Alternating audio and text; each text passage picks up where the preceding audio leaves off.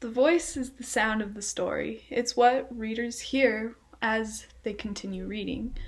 Your voice is also linked and related to your point of view.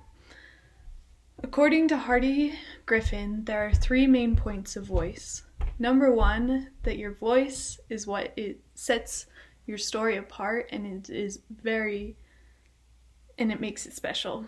Number 2 is that the voice lasts much longer than critics and academics make it sound like it will. And the last but not least is that your narrator, your voice has to sound natural. Conversational voice is almost always in first-person point of view.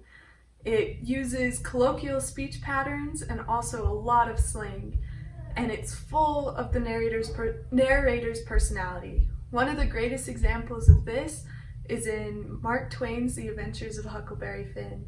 Throughout the whole narration, you can hear Huck's voice in the way that he feels about each and every situation, and is full of slang, and even to the point where it's hard to understand. Informal voice is also used in the first-person point of view, but it can be done in a close third-person point of view. However, it is not as colloquial or as personality-driven as the narrator's voice, as the conversational narrator. However, it is one of the most used voices in contemporary fiction today. One of the examples is Raymond Carver's The Cathedral, which uses that first-person point of view, but is more broad and not as colloquial.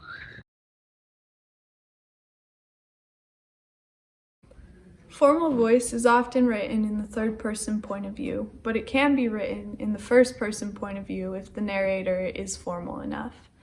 There is a certain detachment that comes from the narrator and it separates itself from the characters.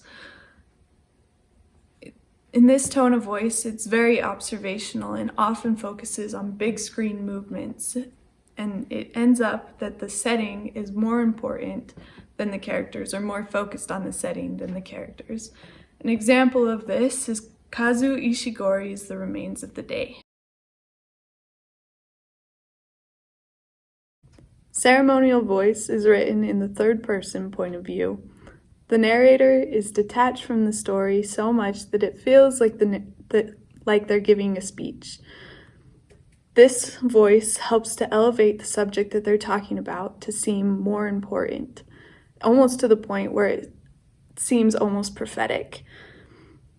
This narration, this voice slows down the story, and it can seem stilted at times, and the energy of the story can really be lacking with this voice.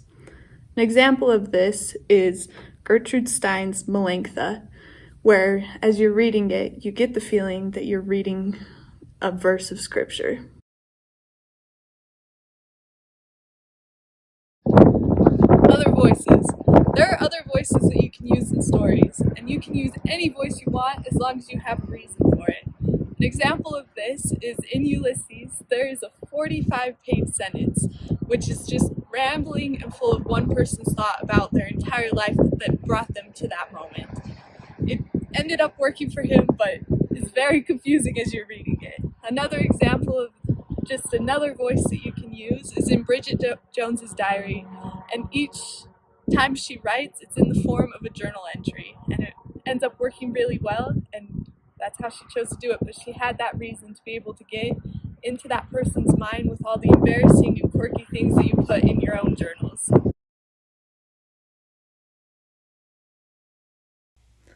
Style is the technique, while voice is the result. Griffin said that if voice is the velvet dress, then style is the fabric, threads, buttons, and such that create the garment. The basic stylistic choice that you can choose is the words.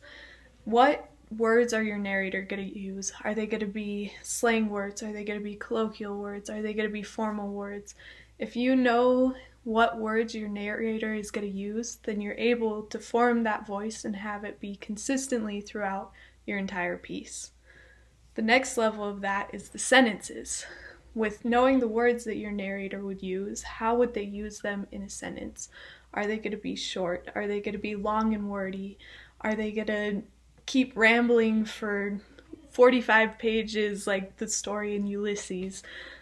Who knows? That's up to you and that's up to your narrator.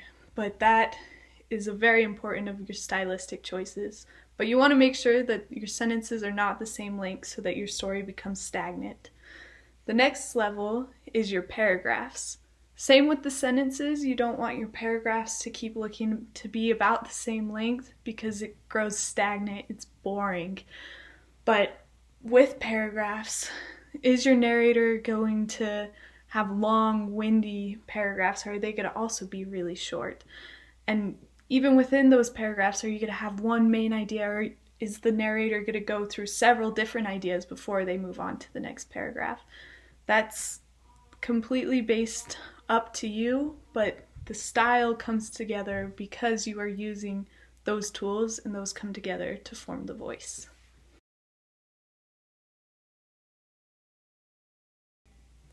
The number one thing to having a believable voice throughout your entire story is to be consistent. When you start a story, you're making an unwritten agreement between you and the person reading that they're going to keep hearing that same voice throughout the entire story. Now, there are exceptions with having multiple point of views, but you've already set that up with the reader by the time you get really into it. Readers, when they're reading, they like to hear that the same person is telling them the story throughout this whole thing. If they don't, if the narrator changes in the middle, the reader will become confused, and worse, the reader will stop believing any of it.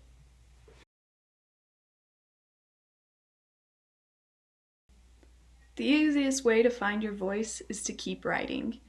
And just write about everything. Write about with a different point of view, write with a different narrator in mind, and also know who your narrator is from the words he uses, the way that they put them in a sentence, and the way that they put those sentences into a paragraph.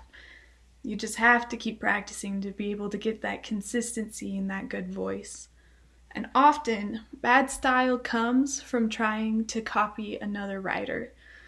It doesn't end up working well at all. And in this article that I've read, it was very adamant to not try and do that. And at the end, to really see how well your voice worked out and to find that voice is to test it out with a real voice. To have either a friend or yourself read it out loud to see who that narrator is and how they sound throughout the whole piece.